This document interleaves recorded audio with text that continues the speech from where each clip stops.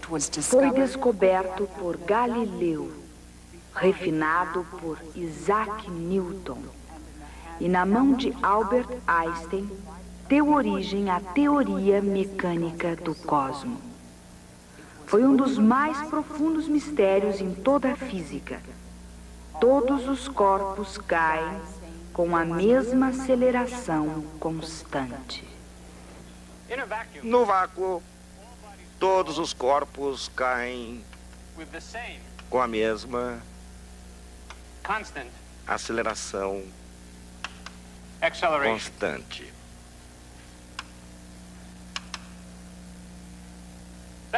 Essa é a lei dos corpos em queda. Não parece alguma coisa para se ficar muito excitado. E, no entanto, veja o que a lei diz. Primeiramente, ela diz que o efeito da gravidade de todos os corpos é o mesmo, independentemente de seu peso. Desde Galileu até Isaac Newton e até Albert Einstein, este foi um dos mistérios centrais de toda a física. Além disso, ela diz que os corpos caem com aceleração constante. É quase impossível até mesmo entender o que isso significa sem um instrumento matemático maravilhoso chamado derivada. Veremos hoje o que isso significa. Finalmente, embora profunda e importante, essa lei viola nossa mais simples intuição, porque ela só é observável no vácuo e não no mundo com que estamos familiarizados.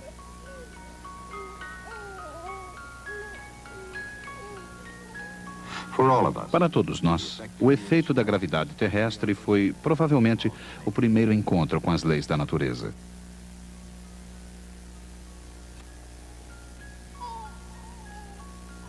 Quer entendamos ou não como a gravidade age, nós temos um grande medo de seus efeitos. Mas exatamente qual é o efeito da gravidade? Alguns corpos caem à Terra rápida e diretamente, enquanto outros comportam-se bastante diferentemente. Em alguns casos, a atração gravitacional pode ser resistida quase indefinidamente. A fim de se ter uma ideia de como e por que os corpos caem, nós necessitamos separar o efeito da gravidade sobre um corpo em queda do efeito oposto, o do ar através do qual o corpo está caindo. Em outras palavras, nós devemos imaginar um corpo caindo não no ar, mas no vácuo. Por exemplo, o que acontece se uma moeda e uma pena caem simultaneamente de uma mesma altura? Elas se comportam exatamente como esperaríamos. Cada uma cai com uma diferente aceleração. Mas isso ocorre só por causa da resistência do ar sobre os dois objetos. No vácuo, a moeda, a pena e qualquer outro objeto cairá exatamente com a mesma aceleração. Praticamente não há mais ar no tubo de vidro. A moeda e a pena estão agora no vácuo. Quando a moeda e a pena são soltas, nós testemunhamos a lei dos corpos em queda.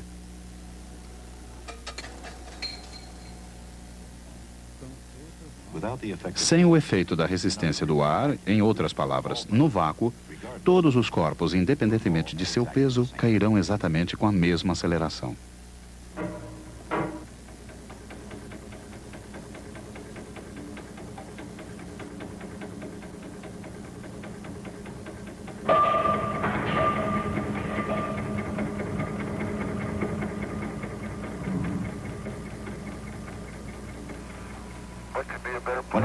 Quando o astronauta David Scott, da Apollo 15, explorou a superfície sem ar da Lua, ele não pôde resistir em repetir essa clássica experiência para todo mundo ver. I guess one of the reasons we got here today was because of a gentleman named Galileo a long time ago who made a rather significant discovery about falling objects in gravity fields. And we thought that where would be a better place to confirm his findings than on the moon. And I'll drop the two of them here and hopefully they'll hit the ground at the same time. How about that? Proves that Mr. Galileo was correct in his findings.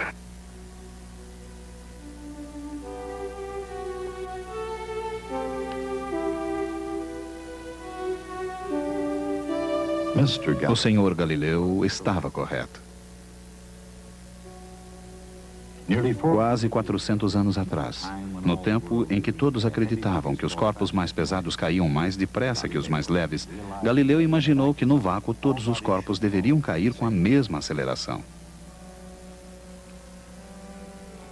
Galileu não podia produzir o vácuo, mas podia imaginá-lo. Ele visualizou um corpo mais pesado ligado a um mais leve. Com esse corpo composto, ele perguntou, cairá ele mais rápido ou mais devagar que o corpo pesado sozinho? Se o corpo mais leve caísse mais devagar, ele frearia o corpo mais pesado. Então, o corpo composto deveria cair mais devagar que o corpo mais pesado sozinho. Portanto, o corpo composto deveria cair mais rápido que o corpo pesado, e não mais devagar. Obviamente, a visão arraigada de que quanto mais pesado é o corpo, tanto mais depressa ele cai, conduz a uma inevitável contradição.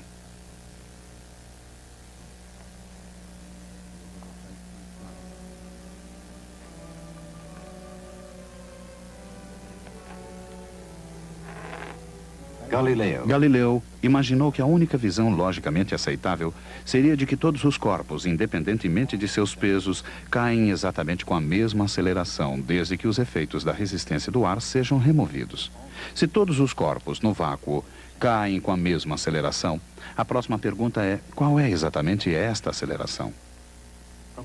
A partir de experiências comuns, nós efetivamente sabemos algo sobre corpos em queda. A velocidade dos corpos em queda aumenta conforme eles caem. Isso quer dizer que eles estão sendo acelerados, caindo cada vez mais depressa. Mesmo antes de Galileu, alguns estudiosos tentaram formular uma descrição desse movimento acelerado. Cerca de 100 anos antes, Leonardo da Vinci fez seus próprios estudos sobre corpos em queda, talvez levado pelo seu sonho de voo humano.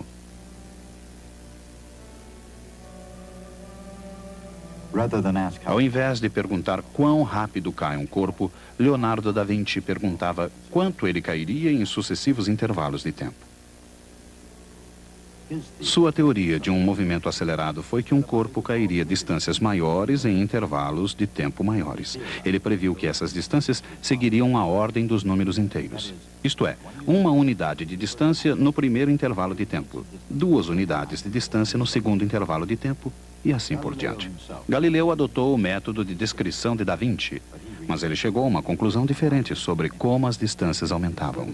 Ao invés de crescerem segundo a ordem dos números inteiros, a teoria de Galileu era de que, em intervalos sucessivos de tempo, as distâncias deviam crescer segundo a ordem dos números ímpares, caindo 1 unidade de distância no primeiro intervalo de tempo, 3 unidades de distância no segundo intervalo de tempo, 5 unidades de distância no terceiro intervalo de tempo e assim por diante. Em outras palavras, de acordo com Galileu, as distâncias caídas eram proporcionais aos números ímpares. Galileu chegou a essa conclusão depois de uma série de experiências brilhantes, na qual ele marcou o tempo de uma bola caindo ao longo de um plano cada vez mais inclinado, chegando cada vez mais perto da trajetória vertical de um corpo em queda livre.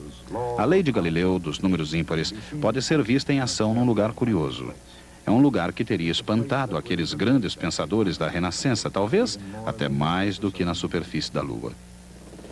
Num parque de diversões no sul da Califórnia.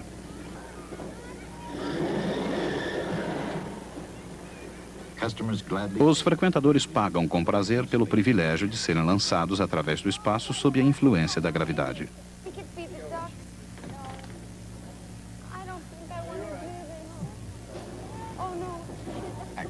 Essa parte da viagem é gratuita.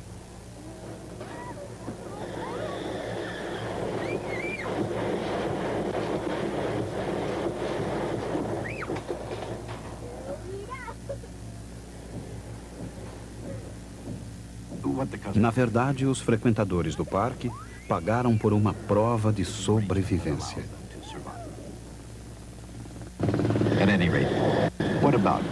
E quanto a Galileu?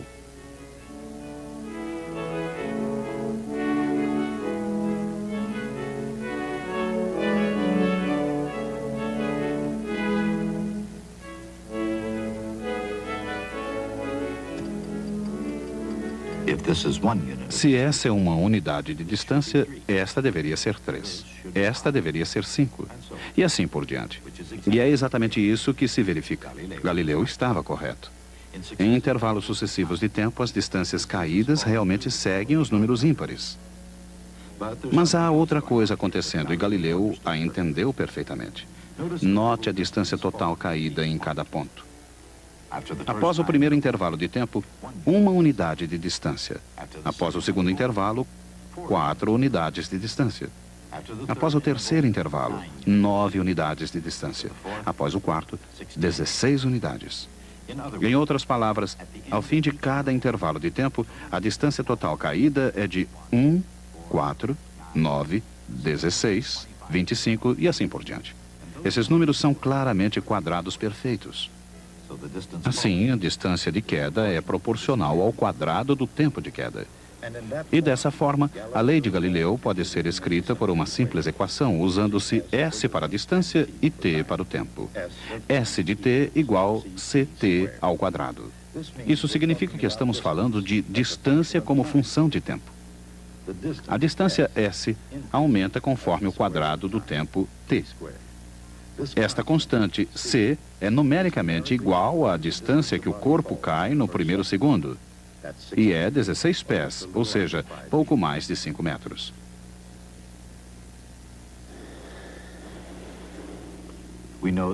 Nós sabemos que em qualquer ponto da queda a distância caída é CT ao quadrado.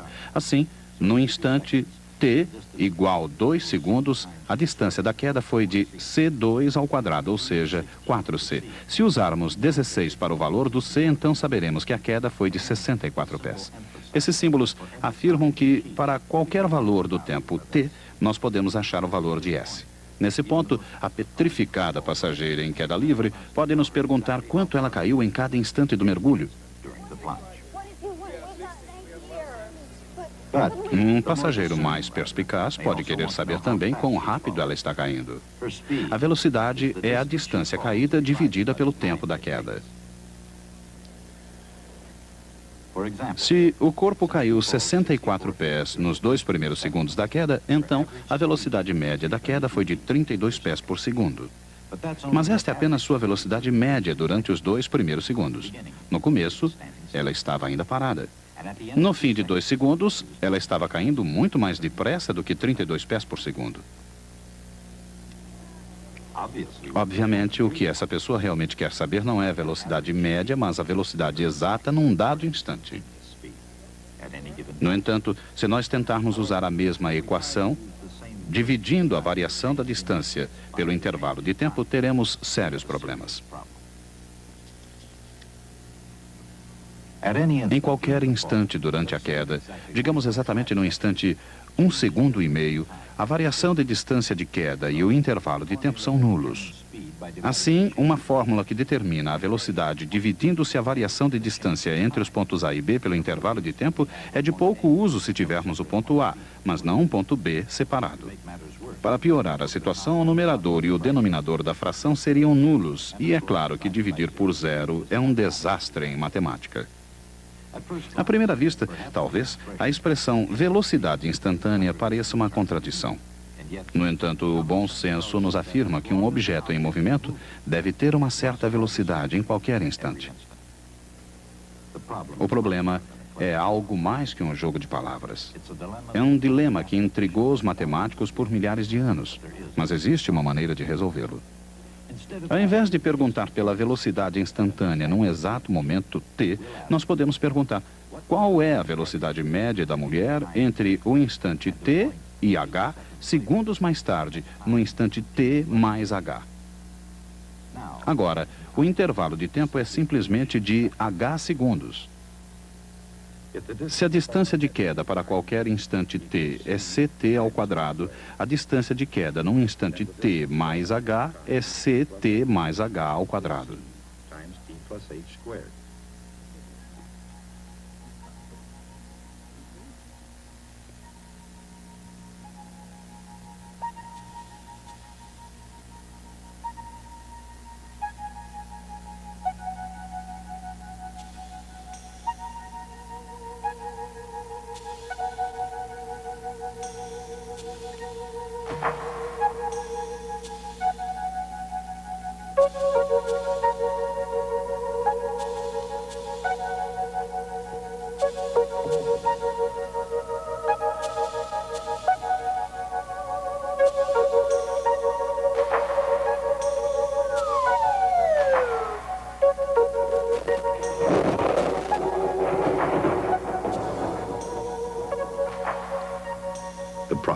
O problema está resolvido. Nós podemos calcular sua velocidade média começando em qualquer instante t e durante qualquer intervalo h de tempo. H pode ser de 1 segundo, meio segundo, 1/10 de segundo ou mesmo zero, pois agora não estamos dividindo por zero. E agora, nós podemos supor que o intervalo h fique menor, menor e menor, até mesmo tendendo ao limite zero. E nós calculamos a derivada conforme o intervalo tende para zero. Se h é exatamente zero, nós verificamos que a qualquer instante t, a velocidade instantânea representada por v é 2ct. Usando o valor 16 para c, nós podemos dizer a ela: Madame, não se preocupe com nada. A distância que você caiu foi de 16t ao quadrado pés, e a velocidade em cada instante é simplesmente 32t pés por segundo.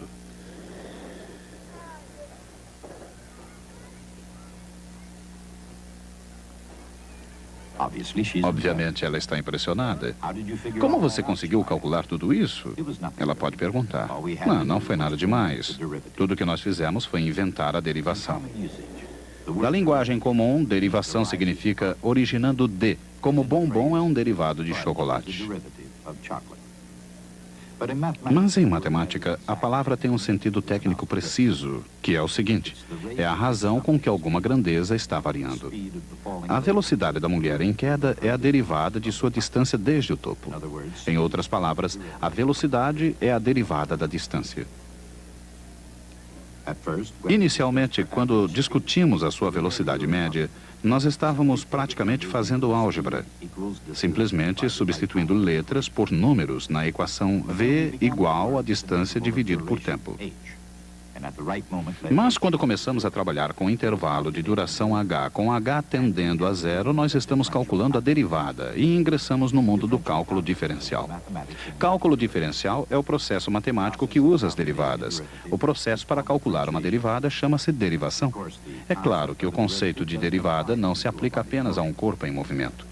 De forma geral, uma derivada poderia ser calculada para representar a taxa de variação da densidade de população dos delfins em função da temperatura do oceano, ou a taxa de variação do volume de um balão em função de sua área superficial, ou a taxa de variação do preço da pizza em função de seu diâmetro. Em outras palavras, a derivada pode ser calculada para quase todas as situações em que uma quantidade varia enquanto outra aumenta ou diminui.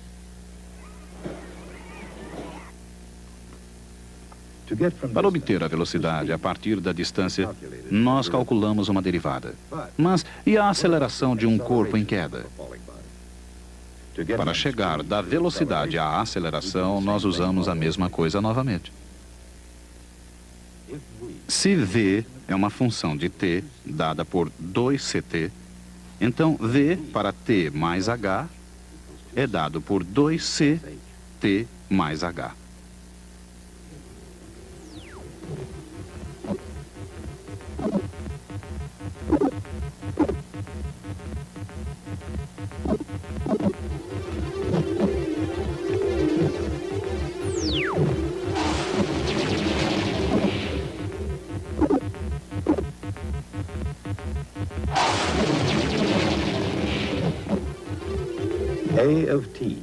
A de t é igual a 2c, mas eis o que aconteceu. Primeiro, nós achamos que a distância S se mantém crescendo e que depende do tempo. Se t varia, então S varia. A velocidade v também se mantém crescendo com o tempo. Mas agora, nós descobrimos que a aceleração A não depende do tempo de forma nenhuma. Ela é sempre constante. A igual a 2c. Independentemente do valor de t, A é sempre o mesmo. E finalmente acabamos. Nós demonstramos que o resultado da gravidade é uma aceleração constante.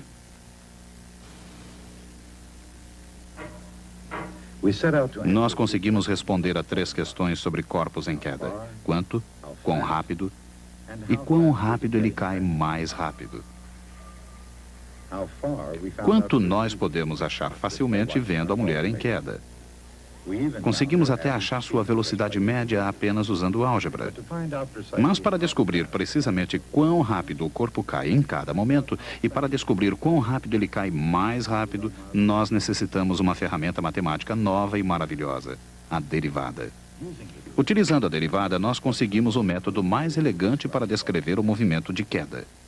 Corpos caem com aceleração constante e como essa aceleração é importante, ela tem um símbolo, um G minúsculo.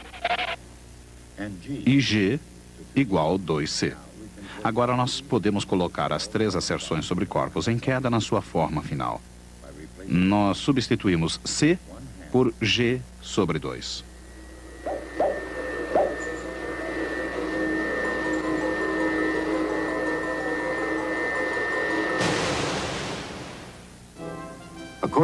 De acordo com a lei dos corpos em queda, um corpo cai com uma aceleração constante, com velocidade proporcional ao tempo, e cai a uma distância proporcional ao quadrado do tempo. Esse tipo de movimento se chama movimento uniformemente acelerado. É difícil, se não quase impossível, descobrir todos esses fatos acerca do movimento uniformemente acelerado sem utilizar o cálculo diferencial. E, no entanto, Galileu entendeu todos esses fatos. Na verdade, quase 300 anos antes de Galileu, um francês chamado Nicolas Oresme estudou o comportamento de um corpo em movimento uniformemente acelerado. Oresme e Galileu usaram métodos matemáticos quase idênticos para analisar o problema. Seus métodos eram baseados não em equações algébricas, mas em proporções entre as quantidades e as figuras geométricas. A derivada foi descoberta uma geração após a morte de Galileu por Sir Isaac Newton e Gottfried Wilhelm Leibniz. Com esse poderoso método de análise, tipos ainda mais complicados de movimentos puderam ser facilmente analisados. Descrever movimentos uniformemente acelerados tornou-se verdadeiramente simples. Sem derivadas, é difícil entender o significado de aceleração. É ainda mais difícil descobrir o movimento uniformemente acelerado e prever todas as suas consequências. E, no entanto, foi o que Oresme e Galileu fizeram. Eles descreveram o movimento uniformemente acelerado e previram todas as suas consequências. Foi um ato de pura genialidade. Um dos trabalhos da física é achar princípios simples, econômicos e objetivos para explicar o mundo complicado em que vivemos. Nós fizemos isso hoje.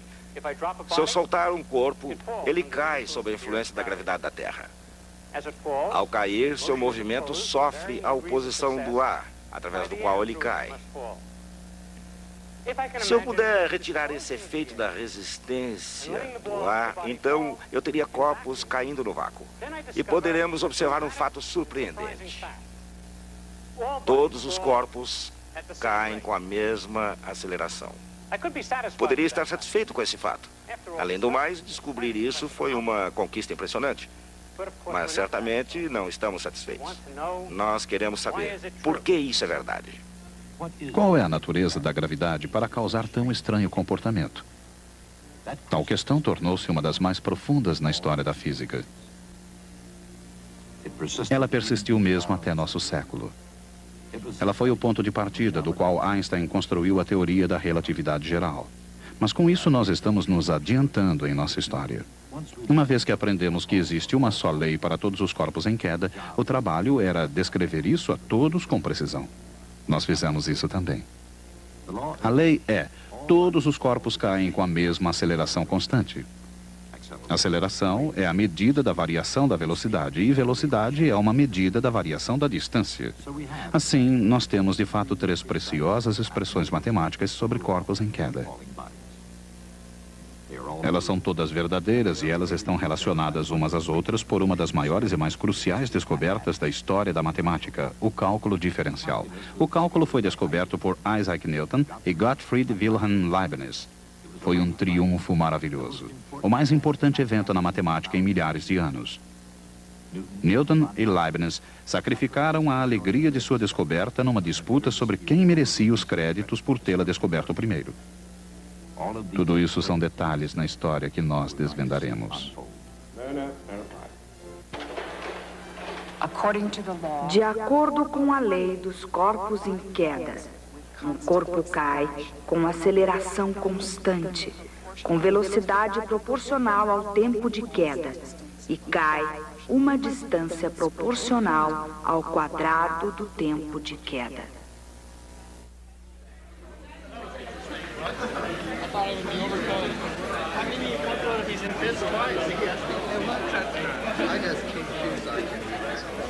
Good, but we identify that. Oh, God.